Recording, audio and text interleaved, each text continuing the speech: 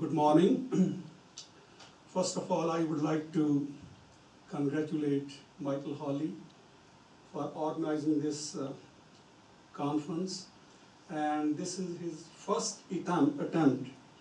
And I know when I organized my first conference in 1994, in February, in snow, Doris was a student at UBC at that time. And a number of people were, celebrating the event outside, protesting against the conference. So anyhow, we made it. So you are lucky, Michael. It's going really well. And last night, Shauna's presentation was a treat, excellent presentation. For me, Calgary is a place where I started my career at Guru Nanak Center more than 3 decades ago and learned many lessons of selfless service in the company of some very fine individuals. It's indeed a pleasure to see some of them in this audience. I have always cherished the sweet memories of this wonderful time that I spent in Calgary from 1980 to 1987. Those were good old days. Time keeps going, and with time, our own situation in life keeps on changing. Nothing in this world is permanent. The only thing which has a permanent value in life is the time spent in selfless service and the remembrance of the divine name. These two acts of devotion, Seva and Simran, are the most important pillars of Sikh religion. Let me share with you some historical background to the evolution of the Sikh community in Calgary. The first person to come to Calgary was Sardar Naam Singh Harry, who spent 2 years in Vancouver and then made Calgary his home in 1910. Becoming the first person to move to prairies. His wife Khem Kaur joined him later when wives and children were allowed into Canada in 1919. The family of Birama Singh and Dhun Kaur became the second Sikh family to make Calgary their home in 1931. These two pioneer families were the only Sikhs living in Calgary for a long period of time. In the early 1960s, several Sikh families migrated to Calgary because there was a high demand for professionals such as teachers, professors, and doctors in the prairies. In November 1966, the first religious gathering was held at the house of Dr. Gurbachan Singh and Madan Kaur Paul, where a cassette tape of devotional hymns was played. This was the beginning of a Sikh communal worship in the family setting. Meanwhile, several East African Sikh families migrated from Kenya and Tanzania in the late 60s and early 70s. In a symbolic way, the Gurdwara Singh Sabha of Nairobi, Kenya, donated the first set of a Chandni canopy, rumalas, ornate clothes, and a chauri whisk for the Guru Granth Sahib, and the utensils for the community kitchen. The first formal diwan in a public setting was held in November 1967 in the Jubilee Auditorium complex to celebrate the birth anniversary of Guru Nanak. About 20 Sikh families participated in the celebration, bringing sweet porridge, kra prasad, and vegetarian food prepared in their homes for serving in the langar. Soon it became a monthly event to fulfill the social and religious needs of the evolving Sikh community. It was decided that a non-profit organization should be registered with the goal of building a permanent Gurdwara in Calgary within a decade. After guidance, after seeking guidance from a number of such scholars as Professor Harbans Singh, Khushwant Singh, and Pamela Whelan, interesting, the organization was registered as Singh Society on 18th March 1968, with a founding executive committee consisting of Dr. Gurcharanjit Singh Atariwala, President, Sundar Kaur Garewal, Vice President, Dr. Teja Singh, Secretary, Gulzar Singh Sahota, Joint Secretary, and Dr. Ranjit Singh Taliwal, Treasurer. Initially, the name Singh Society was chosen for practical purposes so that a new Sikh immigrant could easily come to the Gurdwara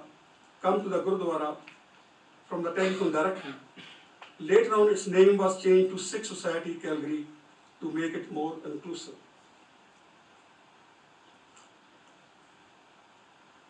The Calgary Sikh community bought a parcel of land outside the city limit in 1972 at a cost of $18,594. The fundraising and planning activities continued for the next 4 years. A number of fundraising trips were organized by dozens of volunteers to various parts of Alberta, British Columbia, and California.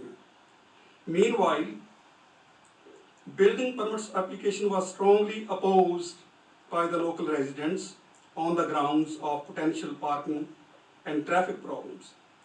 Before receiving the permit, the society had to make very effective presentations to convince the authorities of the architectural controls and provisions for parking that will be incorporated into the plan.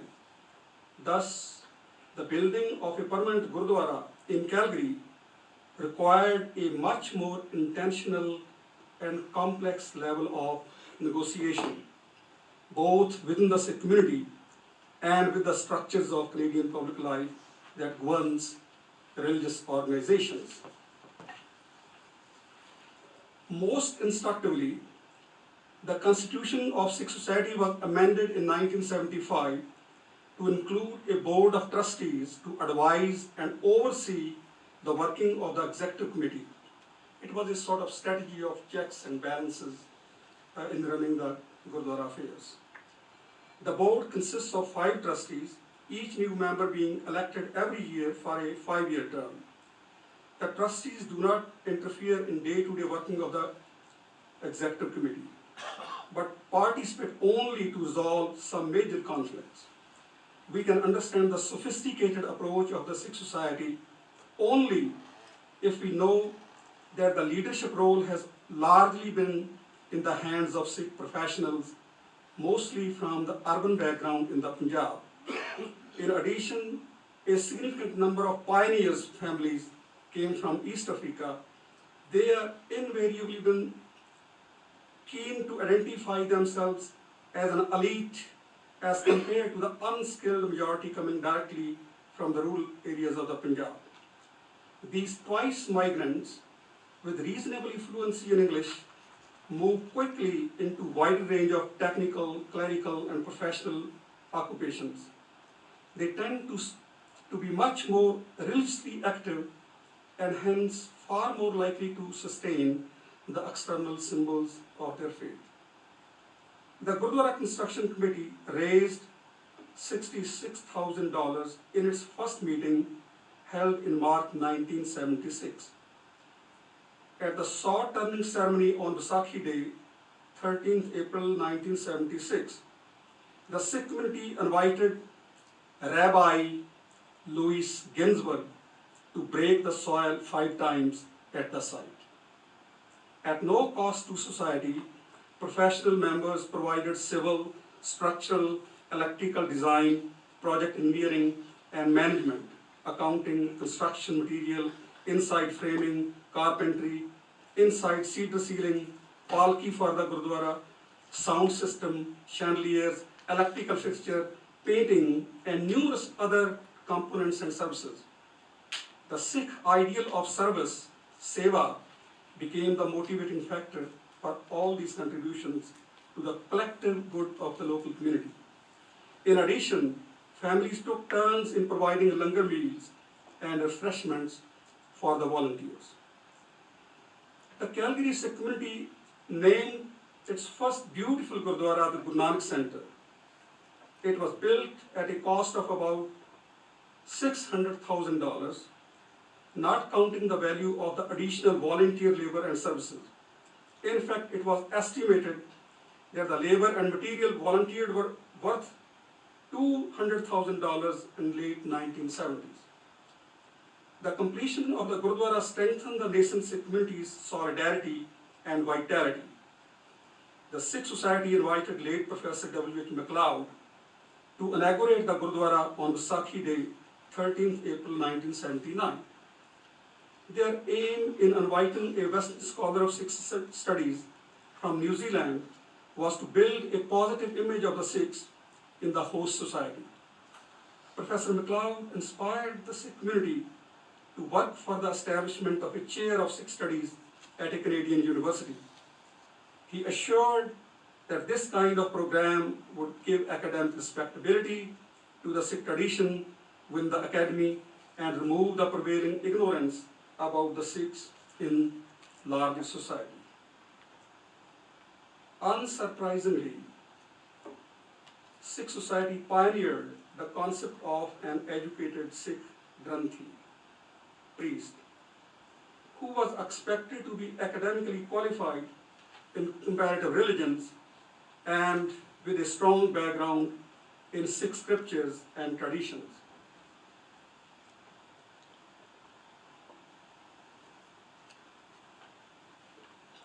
Thus, they were looking for an educated Sikh Granthi and teacher. Two trustees of the Sikh Society went to India to interview me at two different times. The first person was Tanwant Singh Mande, sitting right over there. He had his daughter's wedding, and I was invited there, and I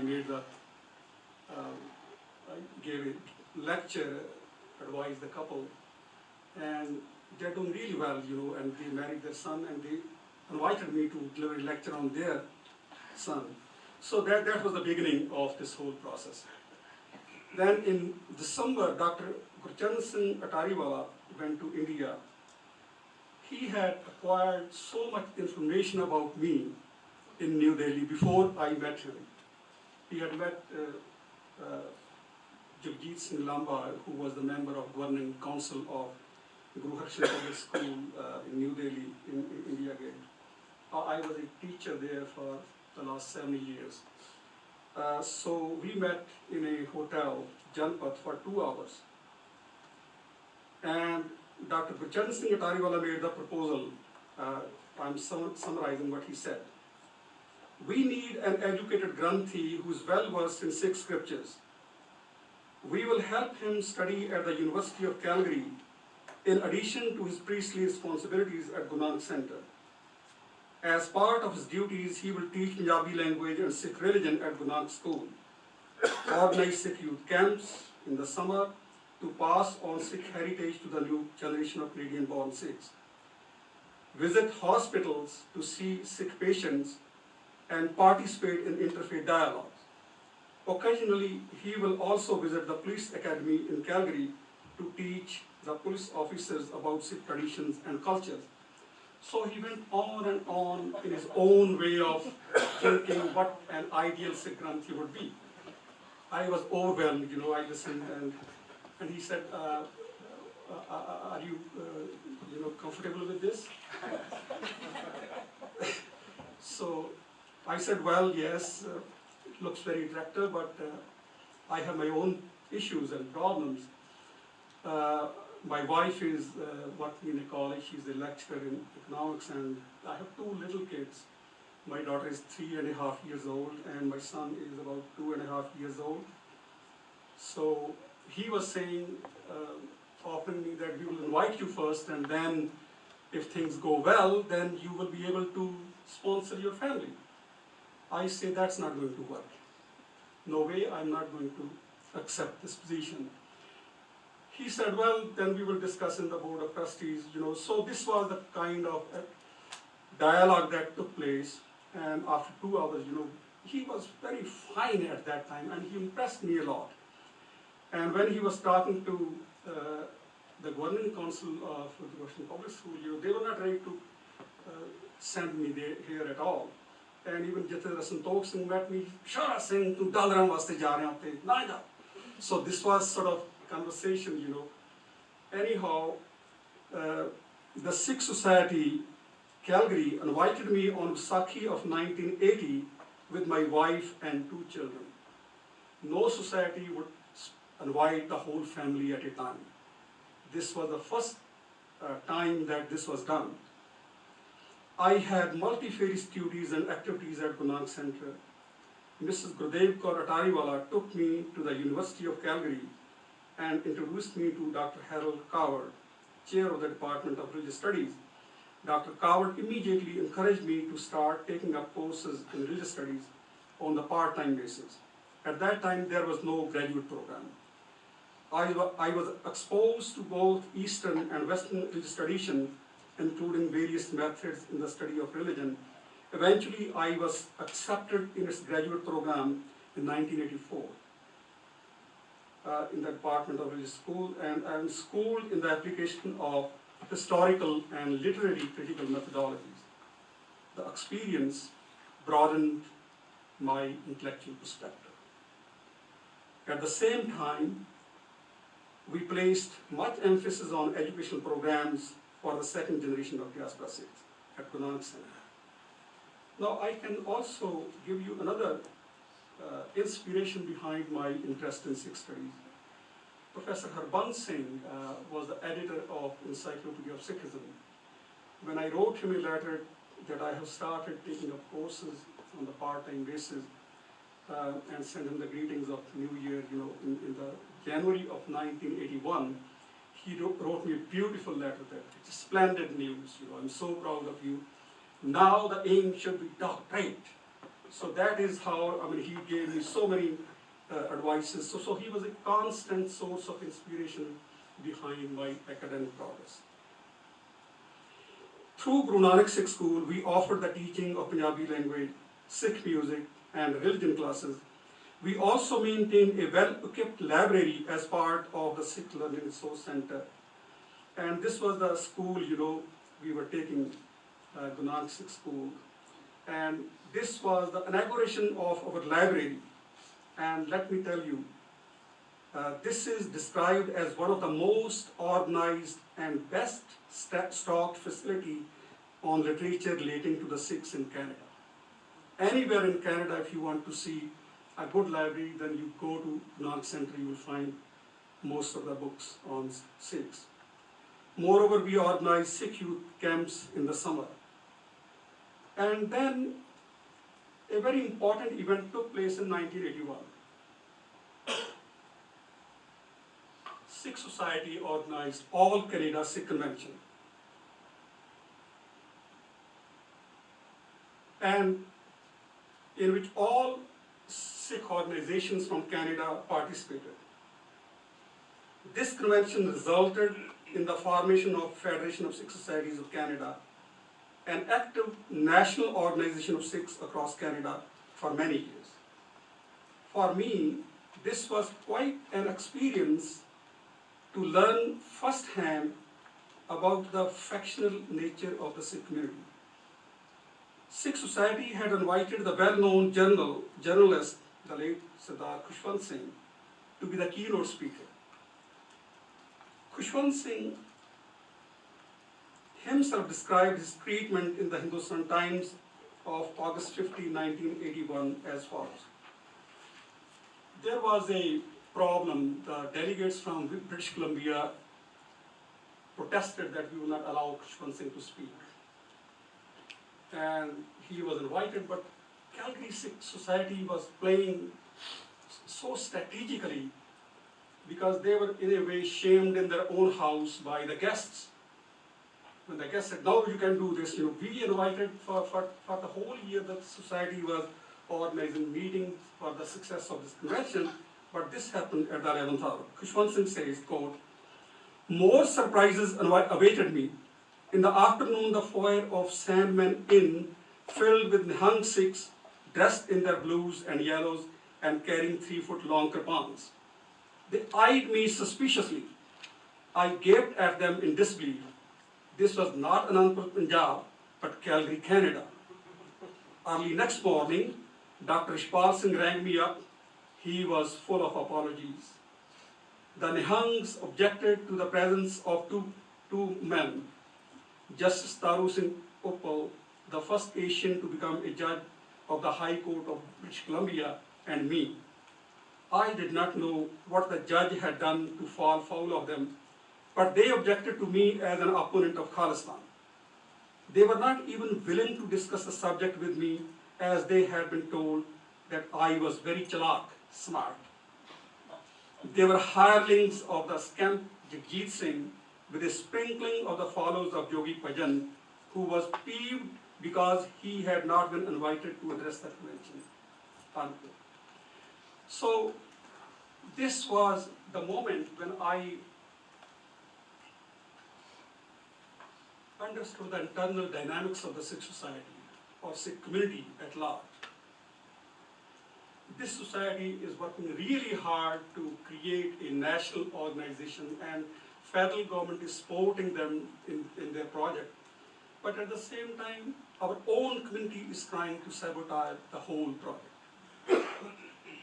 Members of the organizing committee felt they were shamed in their own house by their guests. Thus, factional politics in Sikh affairs can have a divisive effect in the community and are usually based on personalities, not on issues. Now, a number of Sikh scholars have mentioned about the positive side of factional politics in Sikh society. Now, I was reading all the media reports. There's no mention of what transpired in the convention, because Sikh society was so sort of, smart in guiding the media. They brought them to the Gurdwara and showed everything langar, and then similar was the first one. This was the first long, full-page article, Sikhism in Canada. It was a very positive portrayal of the Sikh community. Nothing wrong or negative or what happened at the convention was reported. So this kind of society was the Sikh society. Bukniani and a number of other scholars have said, that the factional politics is very positive among the Sikhs. They say this factionalism results in greater long-term solidarity because it forcefully draws people's attention to community issues, because there are competing groups and they start working, and through competition there's more success. Instead of creating one Gurdwara, there are 2 Gurdwaras, now there are 4 Gurdwaras in Calgary. The principal cause behind proliferation of Gurdwaras is linked with the spirit of factionalism in the community. In the absence of an external threat, however, this factionalism seriously weakens community's ability to work toward a unified goal. So this was, the first experience within the community. Second most important experience was vandalism at Guru Nanak Center. In the summer of 1982, vandals removed Sikh flag Nishan Sahib from the pole and broke windows. Sikh society did not report these frequent incidents to the media, but adopted a new strategy of taking precautions against those who would desecrate their faith and damage their temple, damage their Gurdwara.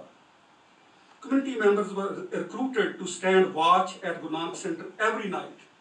So I had seen with my own eyes for many months the Sikh community guarded the Gurdwara.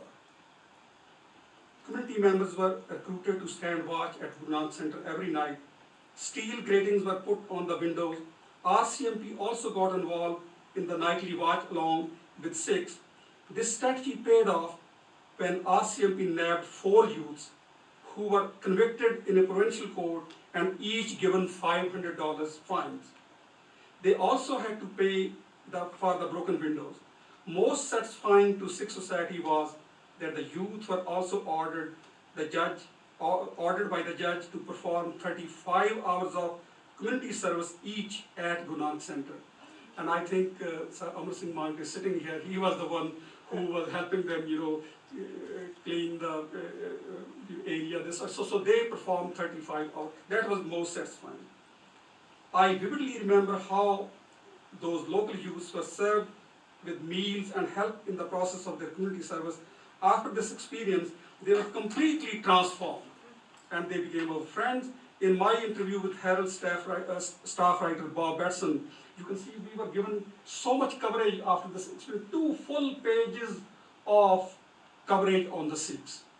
So that was done in 1982. I said, if the youths are educated, they will not repeat such mistakes. If the society better understood the Sikh community, discrimination and abuse will be greatly curtailed. Not surprisingly, Calgary Herald covered this story on 2 full pages in the weekend edition on Saturday, August 28, 1982. It was not easy for the first generation of Sikhs to gain acceptance in Canada. A vivid example was the Komagata Maru incidents depicted in a play by Calgary playwright Sharon Pollock at that time. So I had seen that play in Calgary during those years. Now, after this experience, what happened was we started outreach activities. Sikh Society increased their outreach program in Calgary. Such activities were essential for understanding the local community and also building an informal base among different cultural groups. As part of our outreach programs, we regularly made presentations to schools, teachers, churches, politicians, and police staff, familiarizing with them with Sikh religious and cultural traditions. Presentations were made to Board of Inquiries and Commission, including dealing with the issues of kirpan and turban. And you can see, how they put my photo painting on the pamphlet, that human rights created in 1982. That's very alarming to me, So let me go by, then we used to organize lectures, invite people in the Gurdwara, and we all used to organize Sikh youth camps, and we also had anti-food bank. You can see we donated this van to the anti-food bank. So you can see how Sikh Society was continuously, and we also used to invite people, scholars at the Gurdwara. My own colleague in the Religious Studies Department, Professor Dr. Coward and David Goa, they also visited Punang Center. So this is how we were trying to mingle with the local community leaders, and also then something happened, we all know, June of 1984. That was the most stunning and traumatic experience for the Sikh community. And we were the first ones in Canada at that time, more than 2,500 in the rain. We protested for the first time against, the attack on the Golden Temple. And there are a number of, statements at that time, that I was made to say, the Sikhs are no strangers to this kind of persecution. They prevailed in the past and will prevail in the future. This was a kind of situation, terrible situation. Every night I used to get threatening calls, after a few weeks, I remember very much, I received a call at around 2 a.m. It was very threatening, and so normally, I take my shower at 4 and then we have to start the Gurdwara service early in the morning, So the whole thing was going on. I performed Kirtan in the morning, then I delivered a lecture. And when I was performing congregational final prayer, Ardas, I was standing, the whole congregation was there, Something happened, suddenly I collapsed. My wife Baljeet was there, she immediately noticed and took hold she got mic from my hand, I don't know, remember? And she completed the Ardas, so the Ardas should be completed. And Parminder Singh Rava and a number of other people, they took me downstairs. Ambulance came. After half an hour or so, I came to my senses. I don't know what happened, but the whole congregation congregation was concerned about my welfare, but my wife was concerned about the completion of the house. So when I came to my senses, I looked at, Baji, Maru's father was massaging my feet and crying. He said, "Tainu Krishna was sanu." So this kind of experience that I had, how much love and support I received from the community is beyond description. So this was also the time when we were trying to move forward. Two streams within the community came forward. One stream started defenders of the faith. They raised the flag of Khalistan in 1985. The moderate Sikhs, they always participate in the earthquake fund. Our society was the first society in the world who adopted 100 Sikh children whose parents were killed in November 1984. While commemorating the first anniversary of the attack on the Golden Temple in 1985, some radical Sikhs raised the flag of Khalistan at Dunant Center. Moderate section of the society allowed them to vent their anger. Most of them were involved in charity work, collecting funds for the victims of Delhi massacre as well as for the people of Mexico who had suffered a severe earthquake at that time.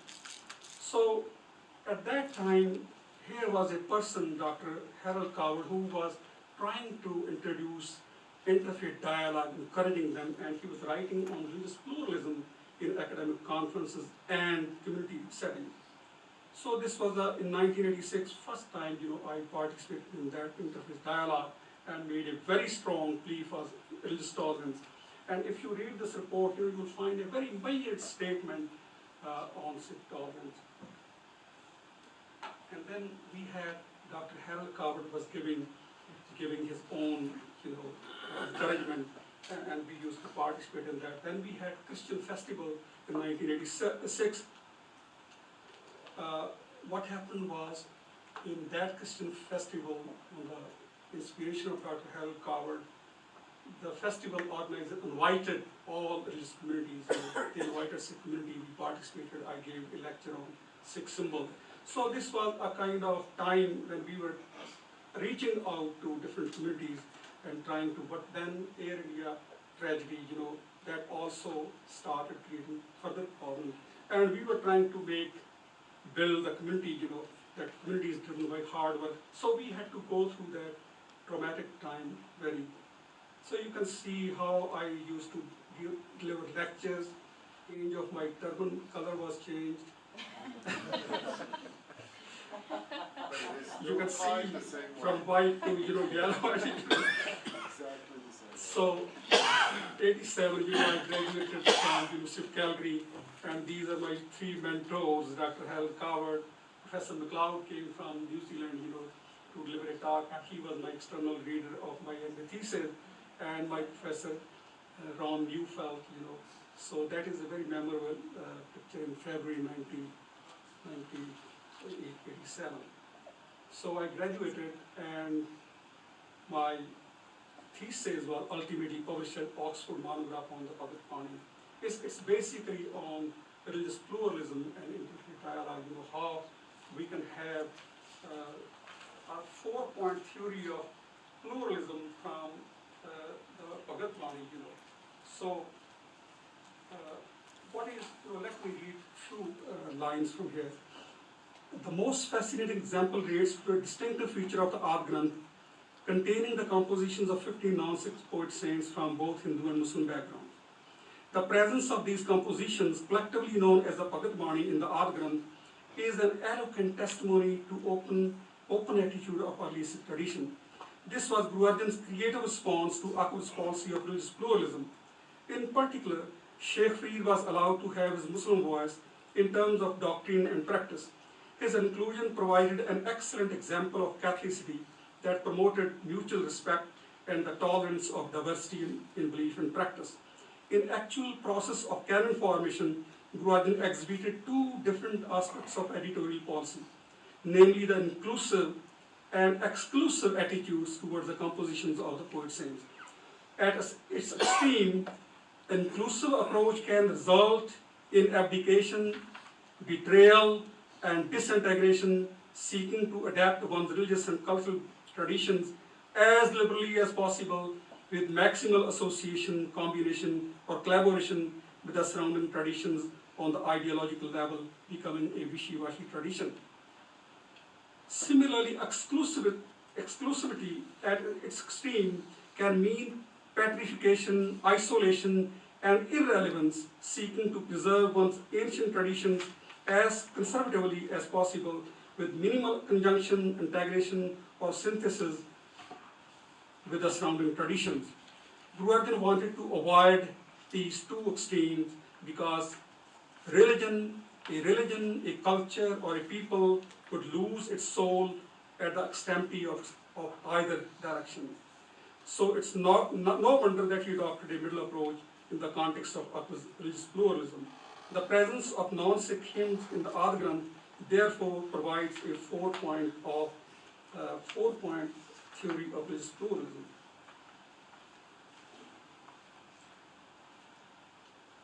First, participating in interfaith dialogue must recognize that religious traditions of commitments of others are no less absolute than their own.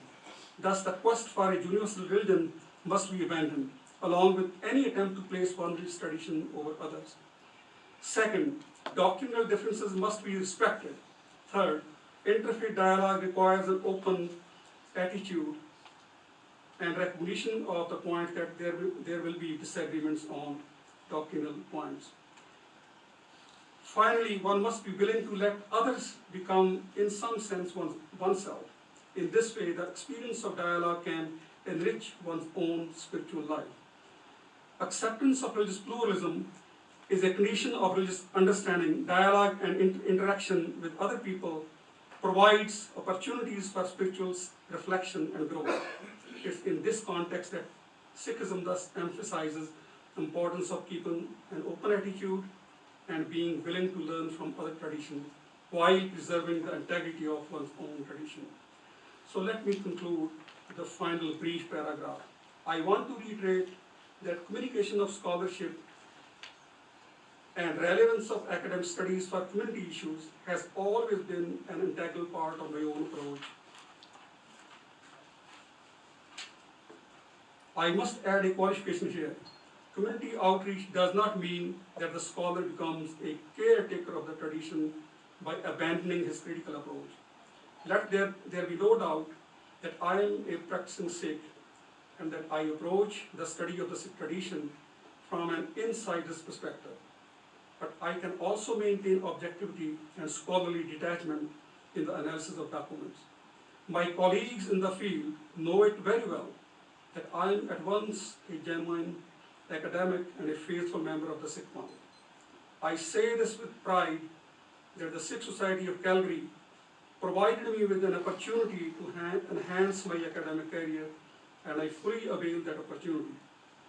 In the end, I must say this with caution that despite the economic success of Sikhs in North America, they have largely experienced social isolation, an experience which springs from a pervasive ignorance about Sikhs and Sikhism in this part of the world. Through my academic work, I have been trying to erode that ignorance in my own small way. Thank you.